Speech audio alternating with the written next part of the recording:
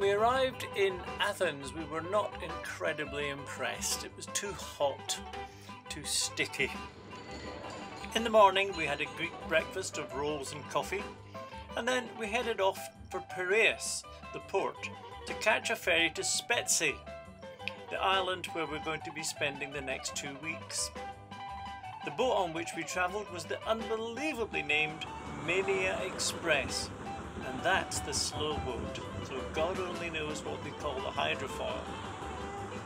The trip on the Mania Express was very enjoyable. It took about 2.5 hours, passing and docking briefly at the islands of Paros and Hydra, both of which looked quite beautiful.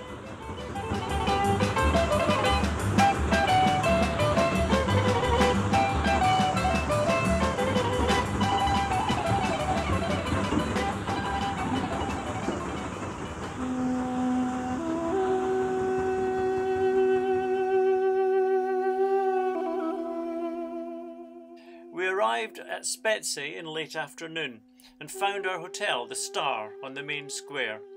Our first problem was the discovery that we would only have water at odd times of day, early morning, late evening, because the island only gets 30,000 gallons delivered each day and has no water of its own.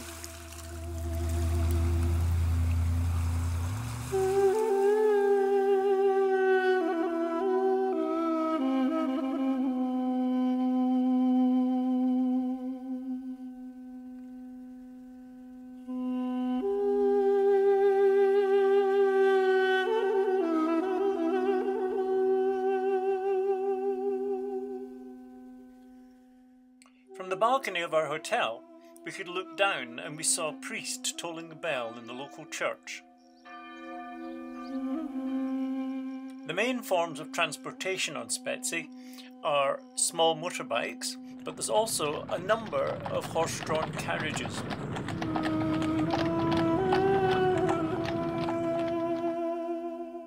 The most consistently heard sound on the island is the sound of the crickets, of which we have discovered there are 2 types, although we're not entirely sure what the difference between them is. After a delightful stroll around town, we repaired to a local taverna and enjoyed retsina and, what else? Moussaka.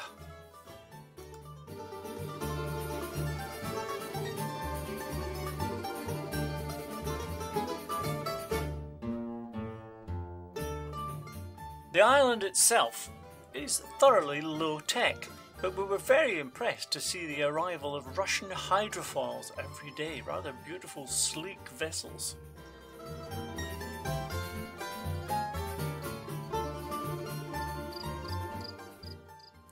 We quite quickly settled into a habit of eating at 3 different restaurants every day. We would have a starter in one restaurant, sometimes fried aubergine, a favourite at the Paradiso, and then a main course in another restaurant, probably complete the meal with loukoumades at a 3rd establishment for our dessert.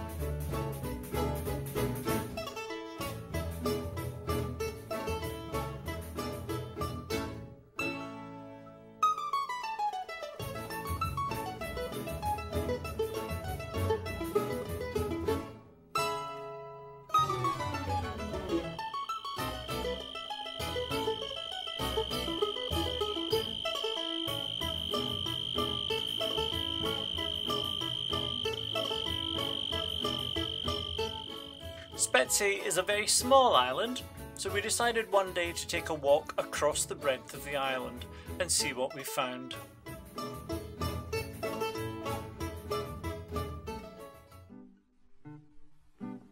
We were aiming mainly for the villages of Costa and Portoheli, but in the end, the journey itself was so interesting that we didn't end up in either of them.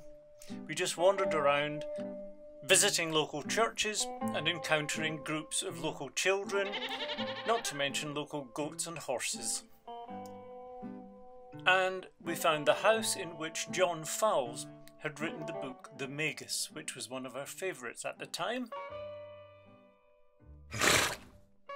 But we actually ended up at a gorgeous beach called Agia Paraskevi. This was an idyllic pebble beach with clear water and one white gin palace out in the bay. A few scattered sunbathers, a church off in one corner.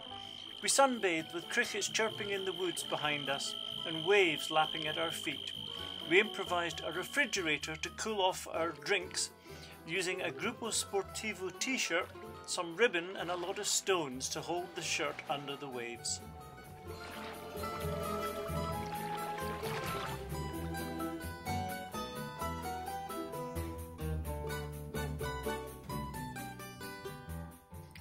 While waiting for a horse-drawn cab one night, we encountered a local gentleman called Dimitris Stathis, who, the following day, took us to the villa of a former mayor, Mr. Gomoz. Mr. Gomoz showed us pictures of himself with various Greek kings, generals of the junta, shipping magnates, ambassadors, Margot Fontaine, and others too numerous to recall.